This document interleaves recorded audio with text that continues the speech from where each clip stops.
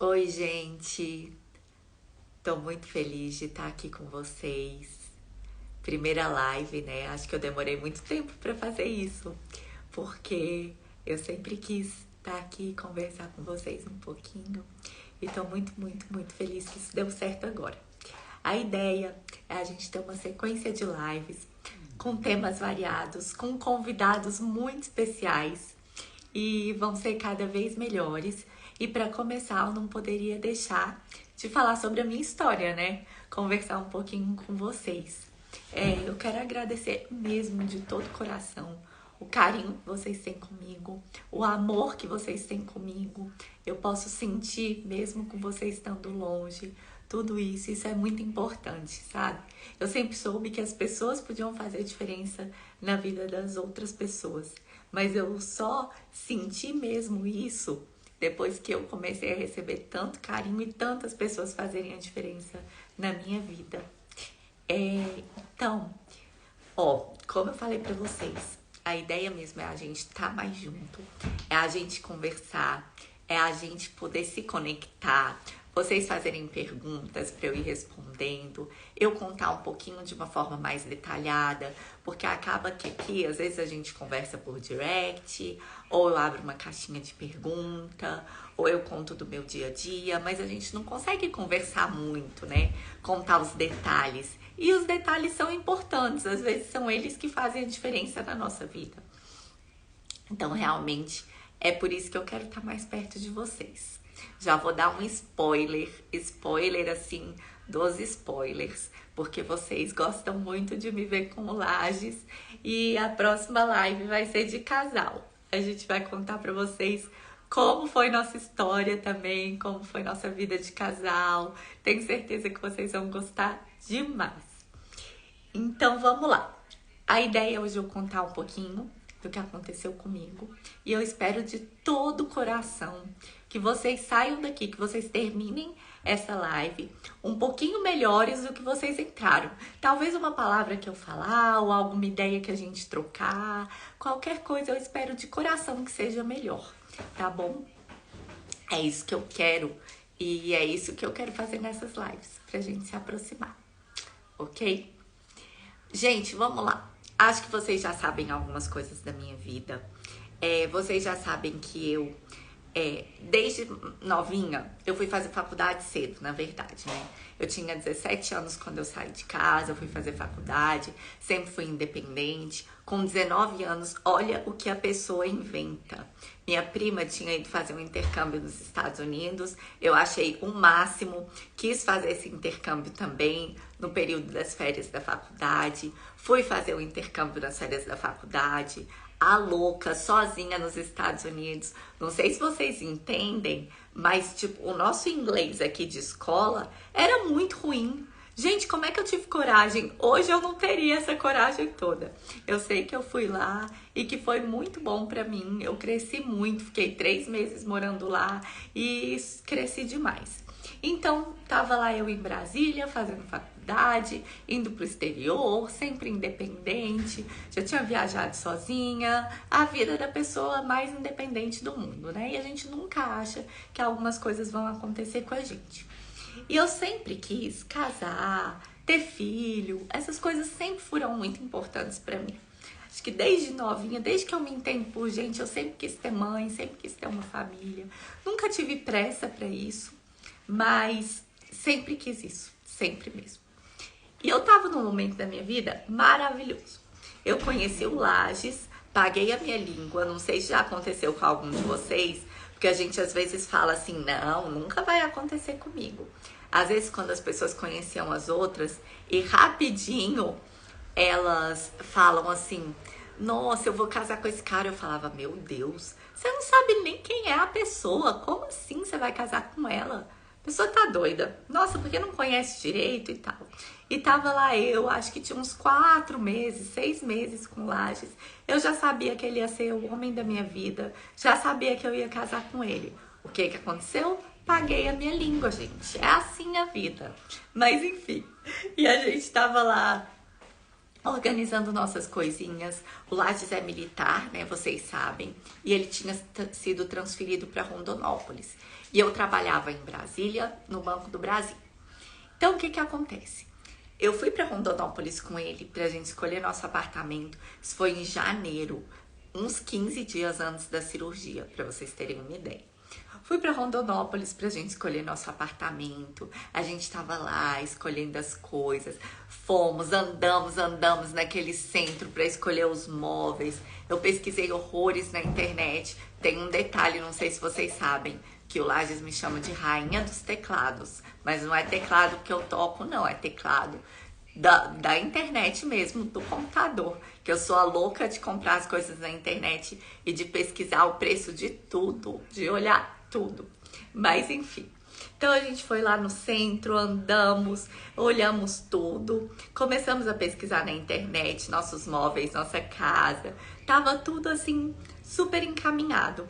Alugamos apartamentos juntos, fechamos o contrato juntos, escolhemos vários móveis juntos e eu já fui fazer uma visita para os bancos, né? Falei, vou me apresentar, já vou deixar meu currículo, porque quem sabe surge uma vaga. Eu sei que é difícil, mas quem sabe surge uma vaga, eu já posso me encaminhar para vir aqui com ele. E vocês não vão acreditar, gente, que eu fui na última agência que eu fui, a pessoa falou, eu não acredito. Gostei muito de você. E surgiu uma vaga aqui que tem uma pessoa que está sendo desligada. Acho que ela tinha sido desligada no mesmo dia ou ia ser no dia seguinte. E a gente quer você aqui. Eu falei, mentira, eu não acredito. Então estava tudo caminhando assim, perfeitamente bem. A gente com a nossa casa, que era linda, gente, a coisa mais bonitinha. Eu com a vaga do banco para ir para lá. Nosso casamento estava marcado, ia ser em julho de 2020. Tava feliz, super organizada. Tenho paraquedismo também na minha vida, né? Que eu acho que vocês sabem o quanto é importante e o quanto eu fui uma pessoa que, assim, na minha infância, eu não era aquela muito boa nos esportes, etc. Então, eu nunca fui uma pessoa que me identificou nos esportes. Eu era mais uma pessoa mais de estudo, de livro, do que de esporte, vamos dizer assim. E aí, quando eu conheci o paraquedismo e quando eu comecei a fazer as coisas, que eu vi que eu levava jeito, eu acho que eu fiz balé há muito tempo, então às vezes a consciência corporal, não sei, eu vi que eu levava jeito, eu tava feliz da vida. Eu pensei, meu Deus, um esporte bom, que eu levo jeito, que eu tô me dando bem, que precisa de muita concentração e muito equilíbrio mental, que é uma coisa que para mim era mais fácil do que a questão muito física. E que com o meu físico, como eu tinha consciência corporal, eu tava indo bem. E eu falei, meu Deus, ainda tem o esporte, paraquedismo. Nossa, minha vida está perfeita. Enfim, é isso que eu começo a sentir dores muito fortes na coluna. Muito fortes, muito. No pescoço, na verdade. Eu nem sabia que era coluna, pra vocês terem uma ideia. Tanto que eu tinha torcicolo. Só que eu achava que era normal, que as pessoas tinham torcicolo. Eu não sabia que era alguma coisa de errado. Eu pensei, deve ser um torcicolo, deve ter dormido de mau jeito, enfim. Até que um dia eu comecei a sentir uma dor insuportável, que eu não conseguia fazer mais nada.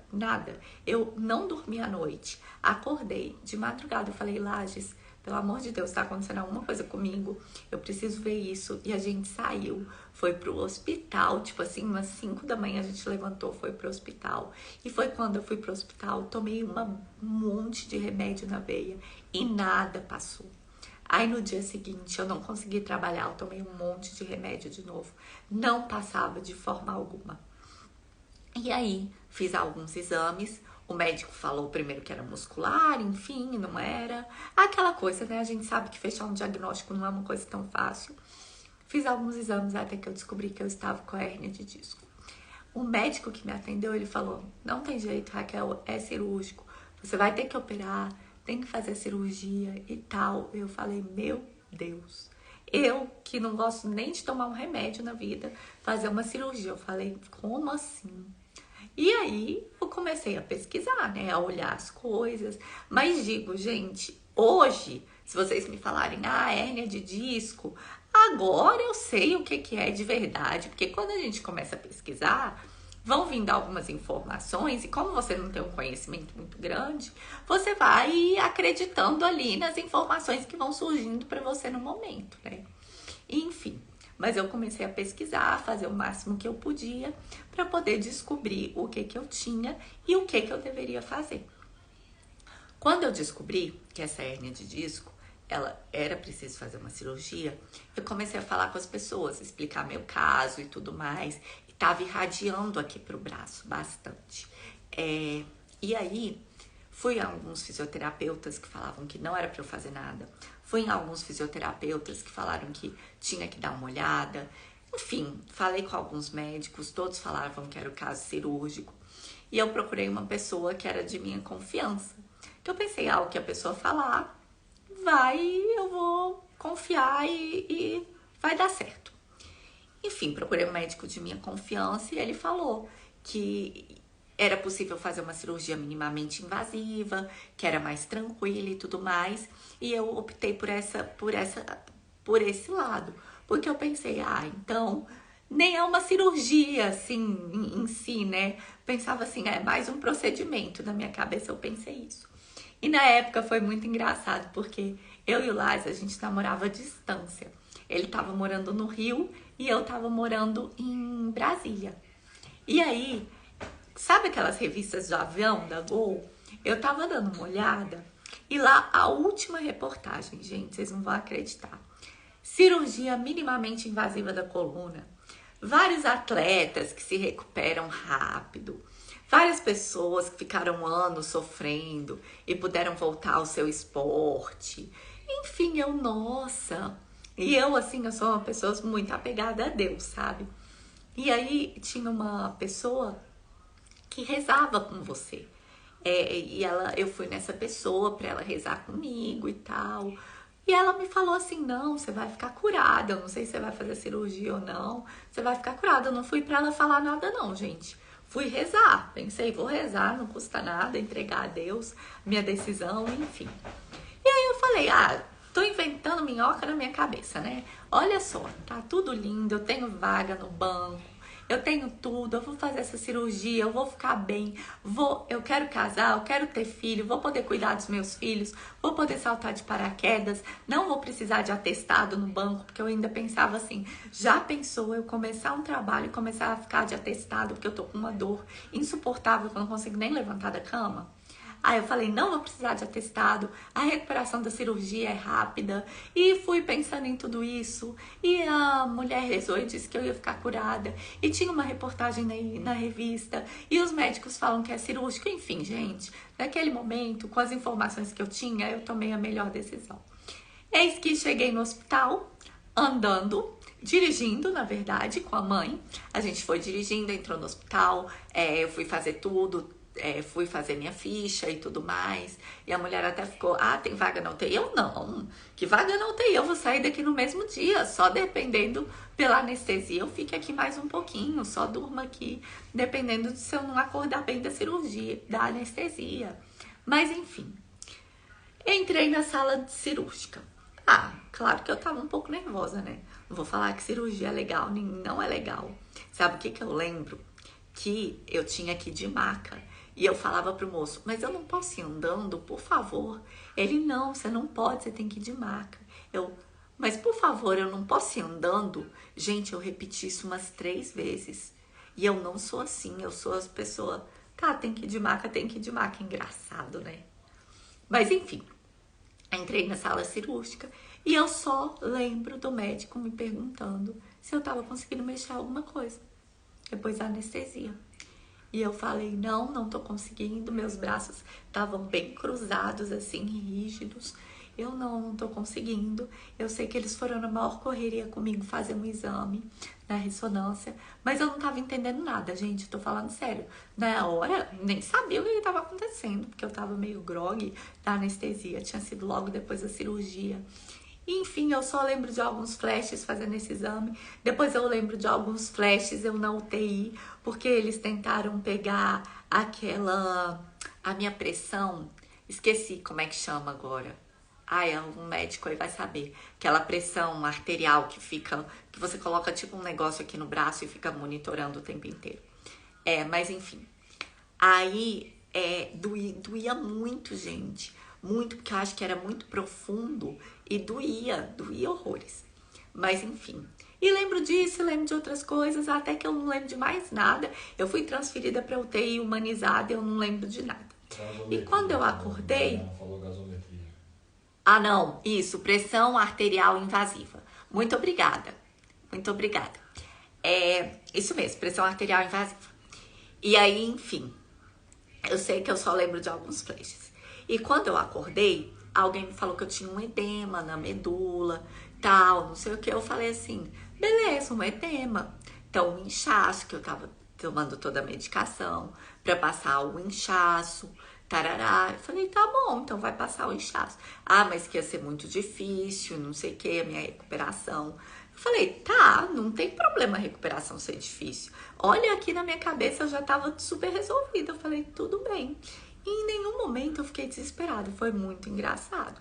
Mas eu confesso pra vocês que eu achava que eu tinha tido um edema na medula, que eu ia ficar aí 2, 3 anos me recuperando, mas que eu ia me recuperar. Aí eu lembro que uma enfermeira falou assim, nossa, tem uma pessoa com síndrome de Guillain-Barré e que ela se recuperou e hoje está pulando na academia. Só que, claro que uma coisa não tem nada a ver com a outra, mas quem disse que eu sabia na época, né? Eu pensei, eu de edema na medula também vou recuperar, ótimo. E fiquei lá.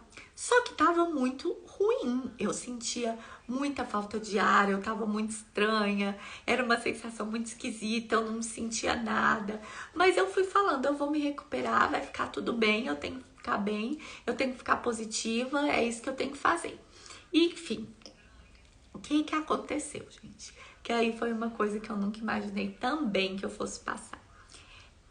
Foram me visitar na UTI, uma equipe médica, e eles me falaram que eu teria que fazer uma outra cirurgia, que seria uma cirurgia para descompressão da minha medula ali, para ver se esse inchaço não continuava a subir, porque eu tava tomando muito corticoide, um monte de remédios, e esse inchaço não tava diminuindo. E que se o inchaço chegasse muito em cima, podia prejudicar os meus pulmões e eu podia parar de respirar, ter que ser entubada e tudo mais. E aí eu falei, nossa, e agora? Outra cirurgia? Gente, eu não queria. Nossa, eu tava assim, pra cirurgia. E parece que ser entubada é muito ruim. Eu tava sentindo dor, assim, do tubo. Sei lá, tava super esquisito. Então eu não queria fazer outra cirurgia de jeito nenhum. Mas eles falaram, você pode melhorar os seus braços, principalmente. Aí eu, putz. Aí eu pensava assim, do jeito que eu tô, qualquer coisa que eu melhorar é lucro. E agora, o que eu faço? E aí, eu que não sabia o tanto que minha família estava sofrendo de fora disso, para ter que entender tudo que estava acontecendo, para ter que se organizar na cabeça dele, saber me orientar da melhor forma. O Lages, ele não morava aqui, né, como eu falei para vocês, mas ele pegou um avião no dia seguinte, veio para cá. Ele, o pai e a mãe conversaram muito. Meu irmão na época, nossa, ficou tadinho, ele não morava aqui, ficou desesperado, mas enfim, todo mundo me dando maior apoio. E eles foram conversar comigo, que achavam que eu não devia fazer essa cirurgia, porque eu tava muito fraca e eu corria risco de vida. E aí eu pensei comigo mesmo, falei assim, meu Deus, ficar assim, fazer cirurgia, não fazer cirurgia e tal. Mas o meu maior medo era ficar pior, em estado vegetativo. Para vocês terem uma ideia, esse era o meu maior medo. Pensava assim, se eu posso melhorar, eu não tinha medo de morrer de verdade. Falava assim, se eu posso melhorar, então, vamos tentar. Mas se a minha família não quer, já pensou o Lages, ficar viúvo não, porque a gente não era casado, me perder agora, meu pai e minha mãe, meu irmão longe, meu Deus do céu, como vai ser essa situação? Então eu falei assim, deixa eu ouvir o que eles têm a dizer. E quando eles falaram para eu não fazer, eu falei assim, tá bom, gente, eu tenho muito medo realmente de eu ficar pior do que eu tô, de eu não aguentar de alguma forma e ficar assim mais debilitada. E se vocês não querem que eu faça, não vou fazer, tá certo. Eles, mas a decisão é sua. Eu falei, mas eu não vou fazer, tá decidido. Decidi isso. No dia seguinte, estava o Lages dormindo comigo lá na UTI. Ele e a mãe revezavam, mais ou menos. Na verdade, quando ele chegou, ele não queria muito sair da UTI de ficar lá comigo, não. Então, a minha família ficava muito durante o dia e ele acabava dormindo comigo a maioria dos dias porque ele queria muito ficar lá comigo. E eu também achei bom porque ele me deu um suporte maravilhoso. Na verdade, minha família foi incrível. Eu não posso falar nada. Nossa, são anjos na minha vida. Além de várias pessoas que passaram, enfermeiros e pessoas que cuidaram de mim. Realmente, pessoas incríveis que eu não posso falar nada. Só agradeço a Deus todos os dias por essas pessoas estarem na minha vida. Mas enfim, chegaram lá de manhã e falaram assim, Raquel, então você decidiu não fazer cirurgia, mas a gente vai te levar pro centro cirúrgico. Aí eu, oi? Como assim? Porque você não tá entendendo. Se você não fizer essa cirurgia, tipo assim, se eu fizesse a cirurgia eu podia morrer, né? Tá claro, vou falar em palavras mais assim. Se você não fizer essa cirurgia, esse edema pode subir, comprometer o seu pulmão e você parar de respirar. Ou seja, se eu fizesse a cirurgia eu podia morrer e se eu não fizesse a cirurgia eu podia morrer. Aí eu falei assim, nossa, e sabe o que eu tava fazendo no momento, gente? Concentrando toda a minha força e minha energia para respirar, porque tava tão difícil respirar, mesmo com catéter de oxigênio e tudo, eu tava com tanta falta de ar, era tão difícil respirar, que se eu ficasse desesperada um pouquinho, eu não ia conseguir respirar.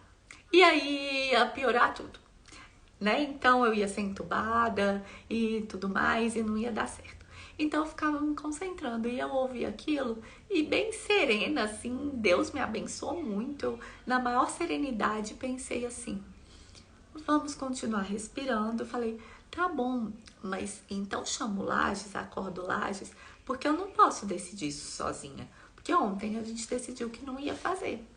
E aí acordamos o Lages, eu na maior serenidade lá respirando, me acalmando, tudo. Acordei o Lages, conversei com ele, e aí ele assim, não sei o que, não, conversamos, ela não vai pro centro cirúrgico, falamos com os meus pais, não vai, vamos decidir, mesmo assim, mesmo correndo risco de vida, não vamos fazer. E decidimos não fazer e rezamos para que realmente eu melhorasse e que eu não tivesse uma complicação maior. E na hora que a gente decidiu não fazer, tava eu lá, né, perguntando pra médica, eu assim, mas deixa eu te falar, se eu ficar em estado vegetativo, eu posso assinar um documento agora falando que é para desligar os aparelhos? Ela assim, não existe eutanásia no Brasil. Não, por favor, mas eu tô pedindo e tal. Enfim, aquela coisa e eu na maior tranquilidade.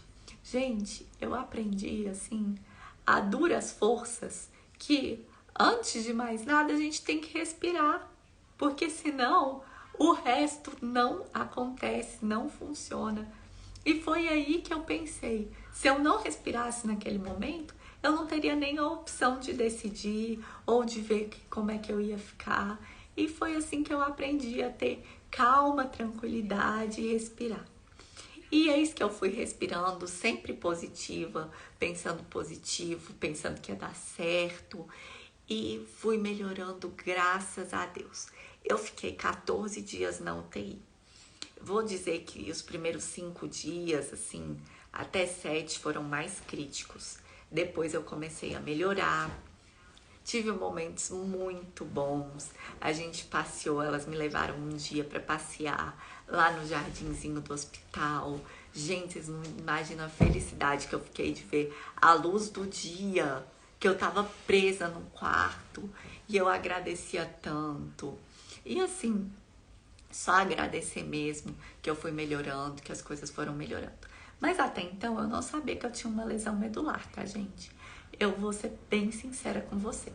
Eu imaginava que eu tinha um edema e que eu ia melhorar, e que ia passar aquilo ali e que eu ia ficar boa. Eis que eu saí da UTI, fui pro quarto, fiquei uma semana no quarto, tive uma infecçãozinha que talvez eu precisasse voltar pra UTI, mas deu tudo certo e eu consegui uma consulta no CRER. Na minha consulta no CRER, eu precisava ficar 7 dias fora do hospital para ir pro CRER. Ah, peraí, não expliquei para vocês o que é o CRER.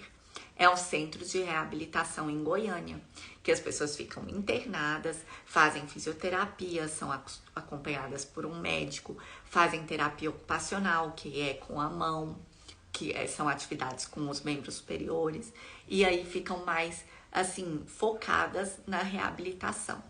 E aí, para eu ir para esse centro, eu precisava ficar uma semana em casa. Então, a gente fez de tudo, era perto do carnaval, que eu também não contei um detalhe para vocês. Eu fiz a cirurgia um dia antes do meu aniversário. Porque como eu ia para minha casa, ou no mesmo dia ou no dia seguinte, eu amo o meu aniversário, sempre amei. Pensava assim, quando eu voltar, eu posso responder as mensagens, ou falar com todo mundo. Não tem problema que é meu aniversário, vou poder curtir falando com todo mundo. Não foi assim, mas eu tive uma festinha dentro da UTI, com direito a bolo e tudo liberado para subir um pedacinho de bolo que eles fizeram lá na cozinha para mim. Muito fofos, gente, não tem lógica isso, né? E outra coisa, o aniversário do Lages é perto do meu e eu ainda tava na UTI. E eu falei, gente, eu quero muito fazer uma festinha para ele e tal. E eles organizaram de novo uma festinha. Sim, foi muito difícil eles organizarem, mas a gente fez uma festinha na UTI pro Lages, com um cartazinho. Eu escrevi uma carta para ele. Na maior dificuldade, amarrei um monte de fita no meu braço para poder escrever uma cartinha para ele. Mas foi muito emocionante, foi muito lindo, muito mesmo, assim. Foi muito legal mesmo. Ah, inclusive, alguns amigos meus foram na minha festinha na UTI. Não, foi incrível. Enfim. Voltando que a cirurgia foi um dia antes do meu aniversário e eu já tava indo pro CRER. Lembra que eu falei pra vocês, né? Pro centro de reabilitação. Quando eu fui pro CRER, eu comecei a fazer a reabilitação, o médico passou, ele viu meus exames, mas eu ainda não sabia direito o que era lesão medular. Olha que o pai do Lages é paraplégico. E o Lages, eu acho que na cabeça dele ele já tinha entendido tudo. E eu ainda tava lá viajando na maionese, sem saber o que tinha acontecido direito comigo. E, gente, eu digo pra vocês, eu sou uma pessoa muito antenada, muito ligada, mas parece que algumas coisas quando acontecem e quando a gente não sabe, não entende direito do assunto, você fica meio perdido. E também é difícil alguém ter coragem de virar e falar pra você: oi, tudo bem? Você tá tetraplégica pra sempre, você não vai melhorar. Até porque essas coisas são muito difíceis. Por exemplo, às vezes a pessoa tem no exame fala uma coisa e ela tem outro tipo vamos dizer, no exame fala que ela não vai mexer uma coisa, ela mexe, e vice-versa. Então não dá pra saber direito também. Mas enfim, eu lembro que um dia lá no CRER, eu tava com a mãe, no CRER que a mãe e o Lages revezava, e eu tava com a mãe, e a mãe tava lendo uma mensagem de um médico que tinha dado um parecer, um médico da Alemanha, que uma amiga tinha passado o meu caso, e ele falava, realmente é muito complicado, o que aconteceu já aconteceu e o caso dela é irreversível. Aí eu, foi uma lesão mesmo, ele falou.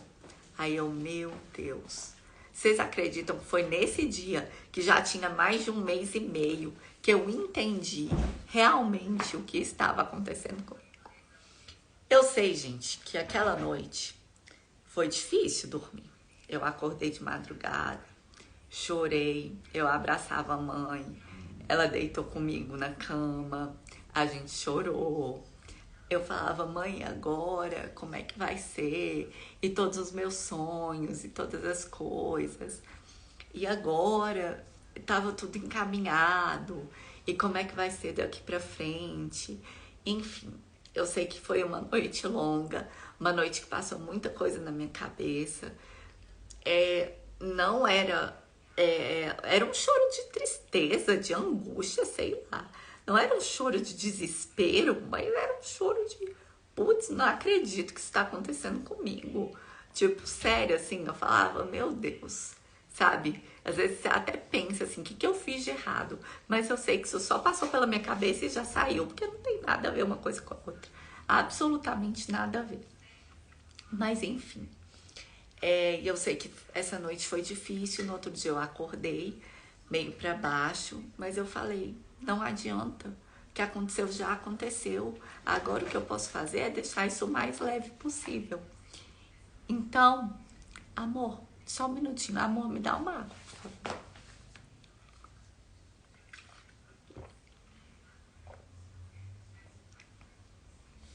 Eu falo demais, né, gente? E não respiro às vezes. Por isso que minha voz fica às vezes até um pouco falha. Mas enfim, voltando. Eu falei, o que aconteceu já aconteceu, não adianta. Às vezes as pessoas me perguntavam assim, Raquel, mas você não ficou desesperada, chorou? Falei assim, gente, se ficasse desesperada e chorar loucamente adiantasse, vocês podem ter certeza que eu faria isso. Eu faria um mutirão, falaria, gente, pelo amor de Deus, vamos todo mundo chorar junto. Eu vou ficar no desespero por 6 meses seguidos, se adiantasse, mas não adianta. Então, na vida, ainda bem que eu sou prática, eu levei isso pro lado prático. O que não tem remédio, remediado está, não vai, o passado não vai voltar. Mas agora eu tenho meu futuro. E eu posso fazer do meu futuro um futuro bom ou um futuro ruim. E qualquer coisa que eu ganhasse seria melhor para mim, para minha família, para as pessoas que eu amo. Eu pensava muito neles também. Falava assim, gente, eu quero deixar isso leve para as pessoas que eu amo. Coitados estarem passando por isso já é muito pesado. É pesado para mim, é pesado para eles também. Então, vou deixar isso o mais leve possível. E comecei a encarar numa boa. Gente, não é fácil. Lesão medular. Outro dia eu posso falar mais sobre lesão medular pra vocês. Mas eu não controlo minha bexiga. Eu não controlo meu intestino. Eu tenho que passar uma sonda pra fazer xixi de 4 em 4 horas. Eu não, né? Alguém que eu não consigo. Por causa da tetraplegia. Um paraplégico até consegue. Enfim. Vocês acham que não houveram episódios de fazer cocô na fralda, perto do Lages, de fazer cocô no chão do banheiro? É uma beleza, é lindo. E eu que era super chata com essas coisas, mais reservada, tal. Nunca fui aquela pessoa assim super... Então, eu passei por umas situações um pouco tanto quanto desagradáveis. Xixi na fralda era o de menos. Fiquei 1 ano e meio usando fralda. Hoje que eu consigo controlar com remédio. Mas depois eu conto esses pormenores da lesão medular para vocês. O que importa é que eu saí do hospital de reabilitação. Eu fiquei 1 mês e começou a pandemia. Então, quando começou a pandemia, a gente teve que sair de lá, porque o hospital ia ser utilizado para internar pessoas com Covid. E bem no começo, o Mário começou a me atender, que é o fisioterapeuta que vocês sabem que me acompanham.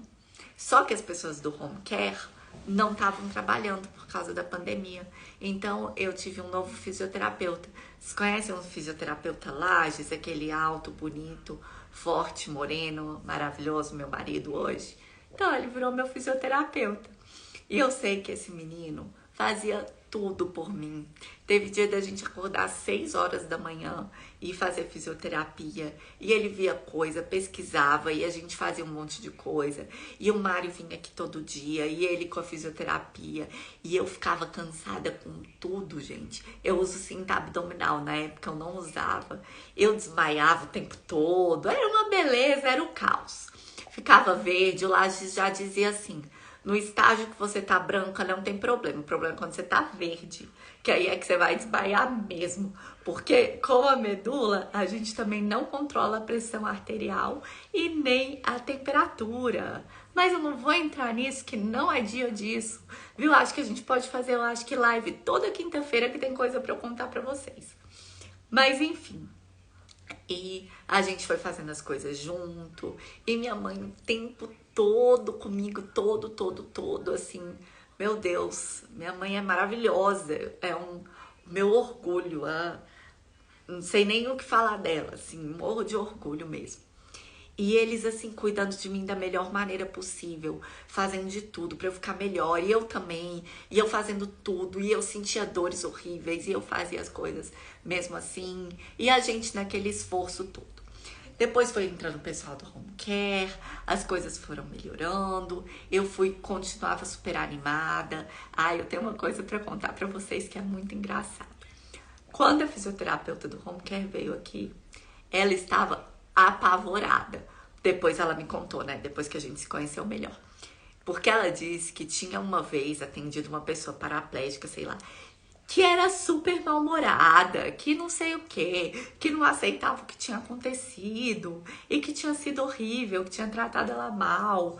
E aí, quando ela veio aqui, ela pensou assim, meu Deus, uma menina nova, uma menina que ficou tetraplégica, vai ser uma menina horrorosa, talvez que não tá aceitando, em depressão, enfim.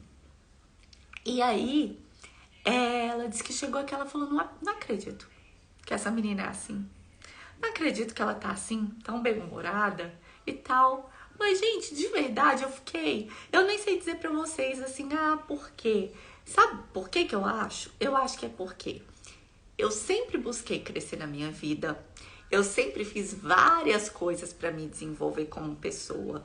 Várias coisas que eu também vou fazer uma live contando para vocês. Também vou compartilhar. Entre, sei lá, várias coisas. Meditação, ler sobre psicologia positiva.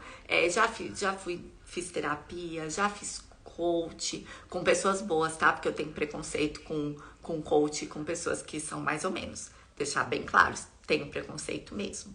Mas enfim, com pessoas boas, já li muito, já procurei me desenvolver pra caramba. E eu acho que isso tudo facilitou que eu tivesse mais preparada para lidar com uma dificuldade nesse momento. Porque todos nós temos dificuldade, gente. Todo mundo, eu tenho certeza que vocês que estão aí me escutando, várias pessoas estão fazendo mil coisas ao mesmo tempo.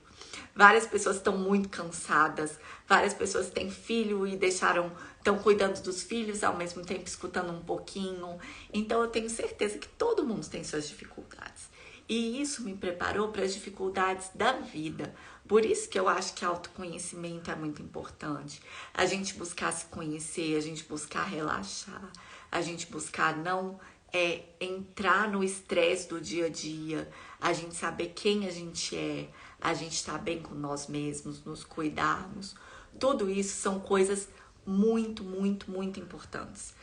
E eu quero compartilhar isso com vocês. Porque se eu sou quem eu sou hoje, é por tudo que eu passei, né? Então, eu consegui encarar isso numa boa, aprendi a deixar as coisas mais leves, aprendi a respirar primeiro, aprendi a valorizar o que eu tenho e não pensar no que eu perdi o tempo todo, porque todo mundo perde, gente, na vida. Cada escolha que a gente faz é uma perda, a gente perde aquela outra coisa que a gente não escolheu. Na verdade, né, se a gente for parar pra pensar, a vida é muito mais dos nãos que a gente fala do que dos sims. Porque a gente tem que abrir mão de muita coisa para conseguir o que a gente quer. Muita coisa mesmo. E às vezes muitas pessoas querem conseguir as coisas sem abrir mão de nada. E aí que fica complicado, porque aí não funciona. Se a gente não abrir mão de alguma coisa, a gente não vai ter o que a gente quer. E isso realmente foi muito bom para mim. Eu já me conheci, eu já sabia dessas coisas. E vou compartilhar mais sobre isso com vocês, que eu tô vendo que vocês estão super comentando coisas positivas.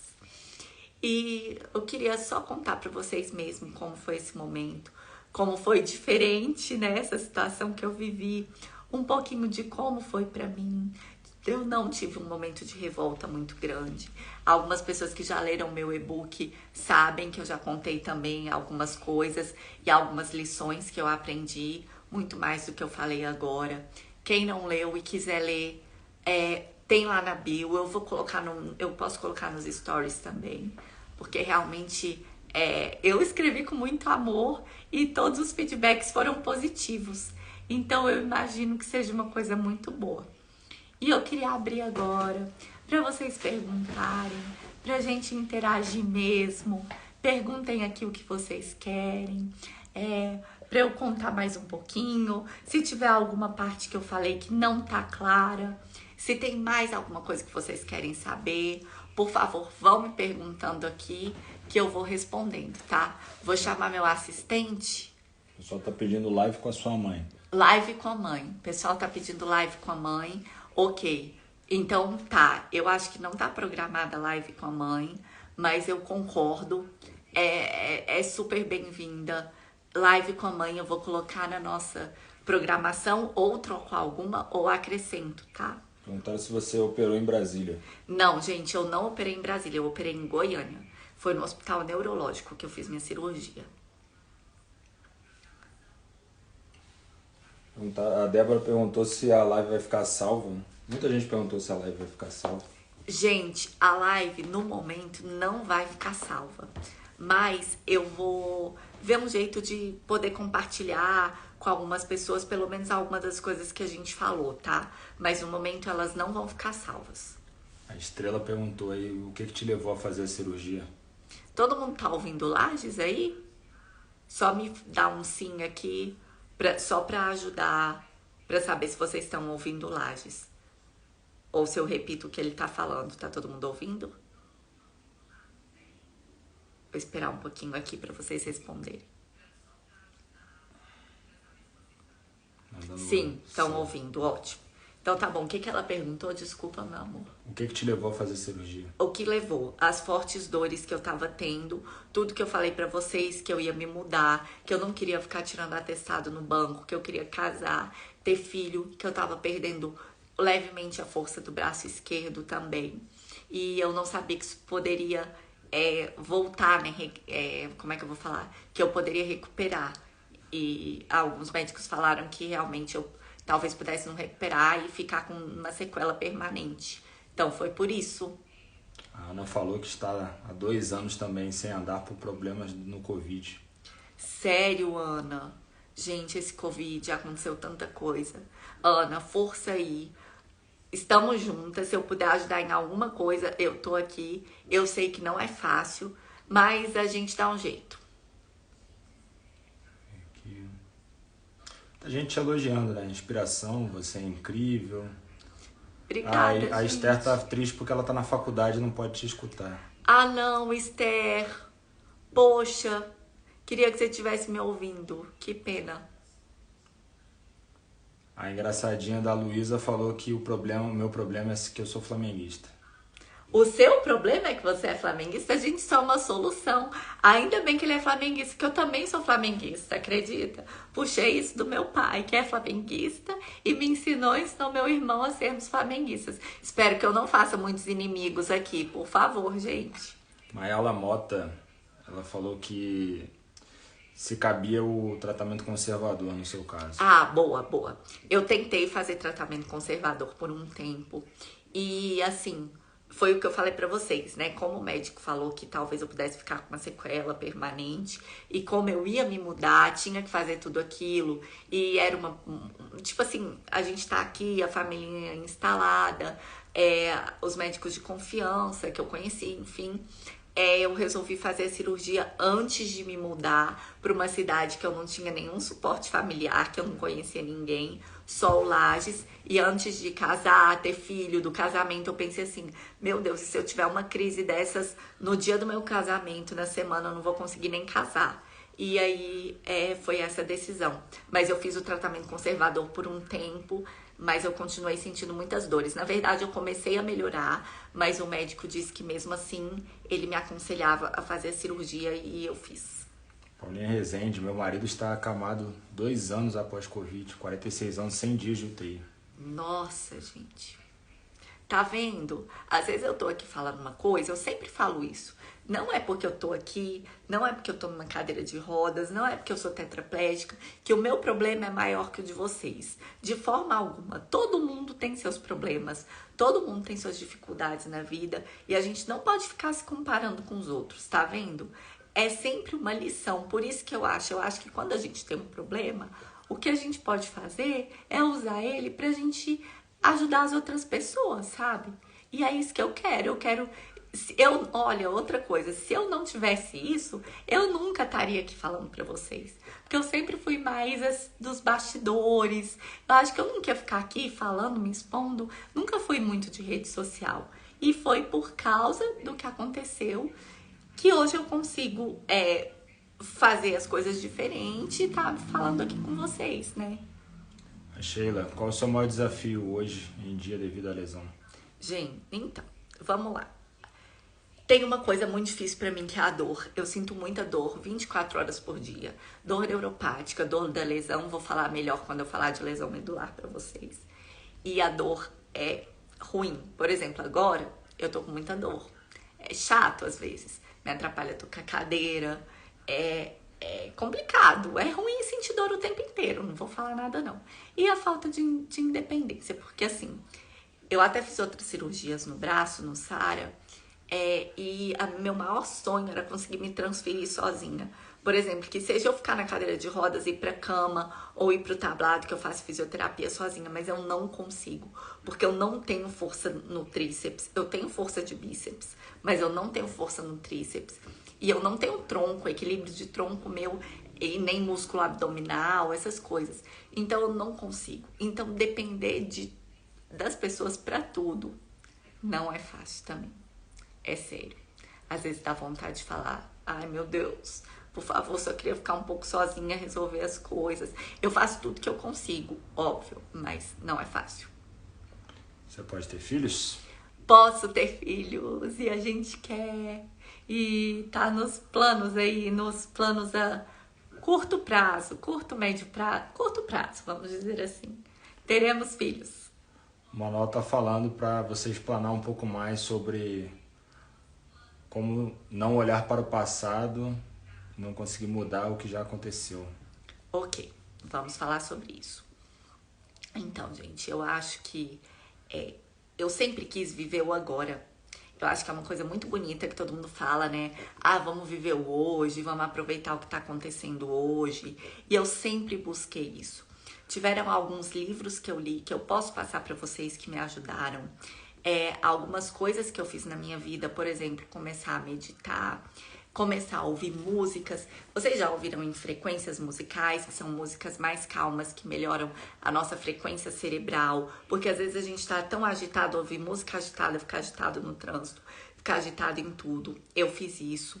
Eu fiz terapia justamente para desenvolvimento. Acho que a gente tem um preconceito com terapia. Às vezes a gente acha que a gente tem que fazer terapia se você tá com depressão, se você tem um problema. Mas não, a gente tem uma potência muito grande no nosso cérebro. A psicologia positiva mostra isso. E a gente pode usar a terapia assim para desenvolver o nosso potencial. Não só para tratar uma patologia ou para tratar alguma coisa que você quer mudar. Então eu fazia muito isso. Só que eu sempre quis, e era uma coisa que não era tão palpável pra mim. Porque é difícil, gente. Todo mundo sabe a teoria é muito linda. Ah, vou viver o agora. E aí? Com um monte de coisa, a gente ansioso, com um monte de coisa na vida. Como você faz pra viver o agora, né?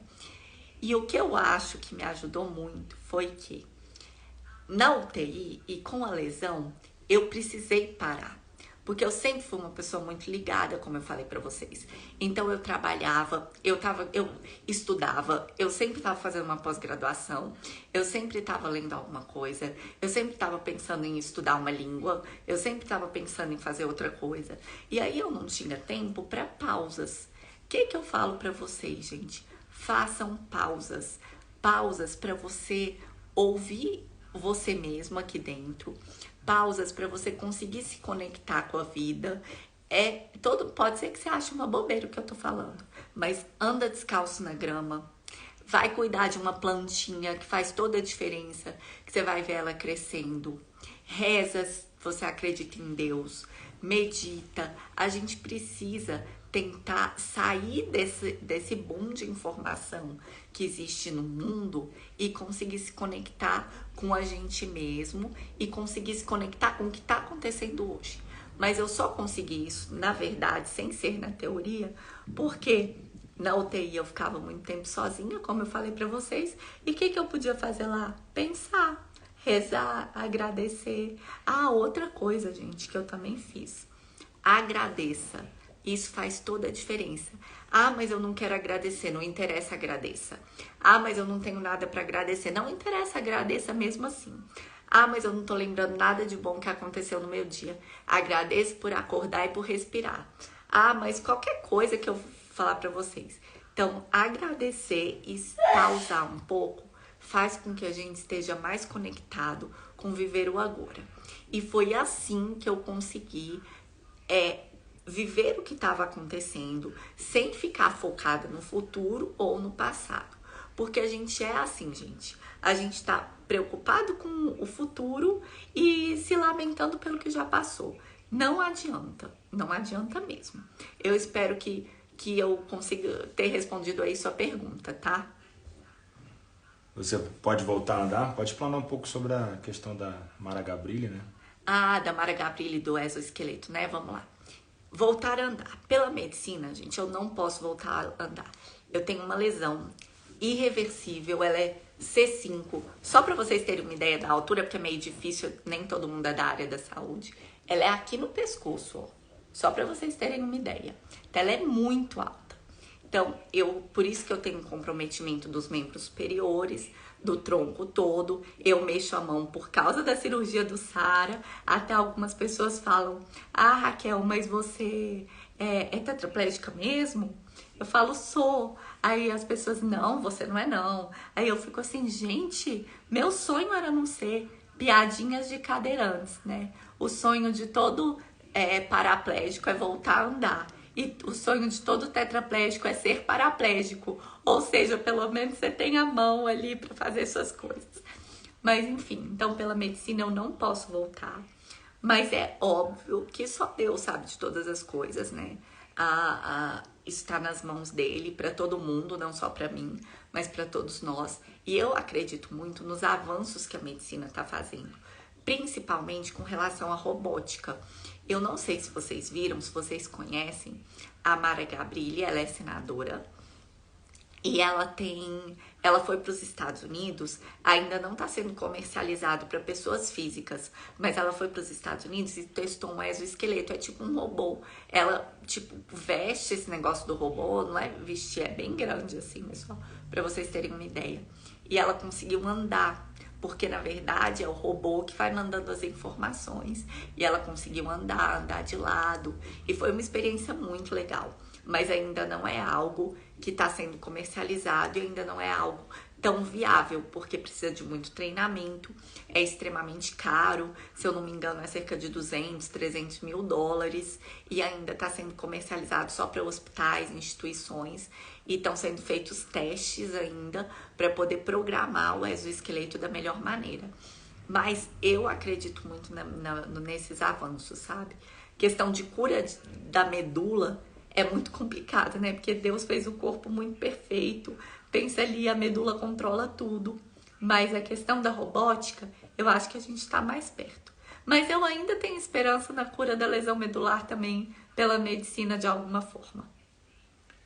Perguntaram aqui se você tem rancor com o médico que te operou. Gente, não. Assim, é óbvio. O que eu sinto é... Ai, como é que eu vou falar? Eu sinto assim, eu gostaria de ter tido algumas informações que eu não tive. Mas eu não desejo nada de mal, não tenho rancor. Porque o que vai adiantar eu ter rancor da pessoa? Não adianta, assim, não tenho rancor. Quero que a pessoa seja feliz, quero que a pessoa cresça cada vez mais como pessoa. Quero tudo de melhor, porque não adianta, realmente, nada vai mudar o ter rancor. E eu não tenho mesmo não, de coração. Seu caso é tipo da Laís, né? Meu caso é tipo da Laís, só que no caso da Laís, a lesão dela é ainda mais alta que a minha. A minha lesão é na C5, se eu não me engano, a lesão dela é C4. Eu acho que é C4, se eu não me engano. Então ela tem mais comprometimento. Isso aqui que eu consigo fazer, né? Levantar o braço, levantar o ombro, ela não tem. Então assim, eu fico pensando, porque quando eu tava na UTI, eu não conseguia mexer nada. Gente, eu não conseguia coçar meu rosto. Sabe o que é? Tipo assim, sua sobrancelha tá incomodando, você não conseguir passar a mão. E era horrível, horrível. E hoje eu consigo. Então, viu como já melhorou? E isso que eu agradeço, valorizar o que eu tenho, não o que eu não tenho. Então, assim, o caso dela é um pouco pior do que o meu, no sentido que ela tem mais comprometimento dos membros superiores ainda e do tronco. Simone perguntou sobre a questão de células-tronco, né? Ah, células-tronco. Boa, Simone. Foram feitos alguns estudos. Foram feitos, até algumas pessoas que fizeram a aplicação de célula-tronco, mas não tem nada comprovado cientificamente. Algumas pessoas até falam que pode dar câncer. Não acredito que a célula-tronco para medula, por tudo que eu li, pode dar câncer. Eu acho que não. Porque, na verdade, as células vão se multiplicar ali e não se tem controle exatamente como elas vão se multiplicar.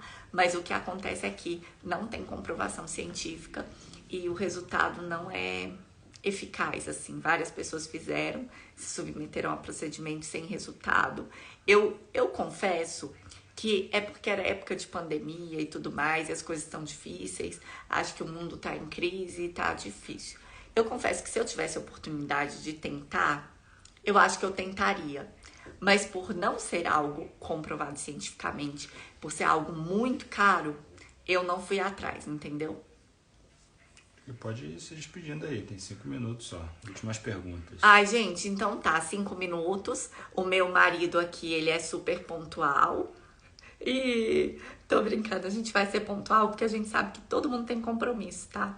Eu sei que tem milhões de coisas pra gente falar. É bom que se ficar mais alguma coisa assim, eu posso tentar colocar nas próximas lives, que vão ser quinta-feira. Lembrando que a próxima live é do casal, que vai ser muito legal, já estou super animada. E vamos lá para as últimas 2 perguntinhas. Acho que dá tempo da gente responder mais 2 para finalizar. A gente dizendo que você devia ser psicóloga aqui. Gente, já me falaram isso. Vocês acreditam que eu gosto? E eu já pensei, quem sabe é porque eu tô focando uma coisa de cada vez na minha vida. Agora, os próximos planos aí estão mais para maternidade. Mas eu já pensei em fazer psicologia, quem sabe. E obrigada. Mais uma pessoa falando, vai que me dá um incentivo extra. Mas falaram sobre a sua voz, né? Sua voz. Minha voz mudou. Muita gente me pergunta isso, minha voz mudou. Porque o que acontece? Eu não tenho força. Quer dizer, meu pulmão é comprometido, então eu não tenho... Por exemplo, eu vou inspirar aqui, ó. Acabou. Não consigo mais puxar o ar, deu pra entender? Nossa, tá super bonito eu fazendo isso, mas eu quero que vocês entendam. E eu vou expirar, é mais difícil ainda, ó. Acabou. Não consigo mais respirar. Então, principalmente, minha força expiratória é muito comprometida. Eu não consigo tossir, por exemplo. Não tenho tosse eficaz. Até meu espirro é baixinho.